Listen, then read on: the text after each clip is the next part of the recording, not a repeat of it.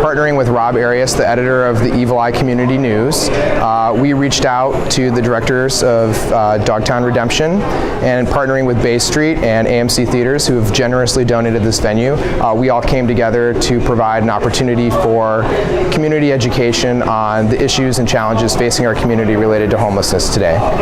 State policy on homelessness and alternatives. Dogtown Redemption follows the lives of 3 street recyclers who lived in this area, West Oakland and Emeryville.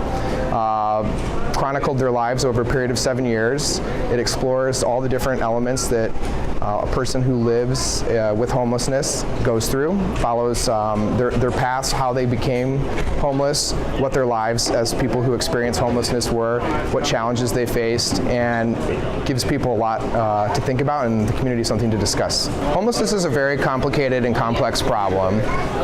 Homelessness has many different origins. It's very unique to different people, and the city of Emeryville is a very small city, but we have a major part to play as a regional partner in finding solutions to a problem like homelessness. Homelessness involves identifying the causes of homelessness, which range from everything from being born into and growing up in poverty, finding adequate solutions and treatment for mental health issues, treating drug addiction as a health crisis first and foremost, finding solutions for people who live in poverty for affordable housing that is accessible to people, and finding other ways in which the community can bring social supports together to lift people up.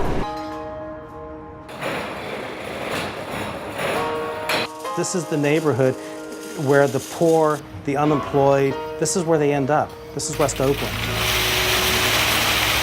I was living in West Oakland, and every day people would come and go through our garbage. Every day. And 1, 2, 3, 4 people.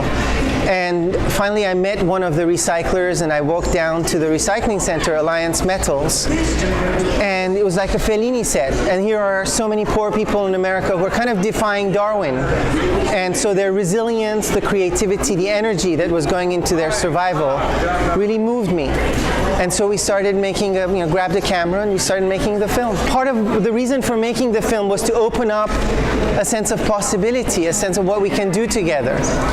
So yeah, I think there's, when you're living in condos that are fairly expensive and your fellow Americans are living off your trash, there's something wrong.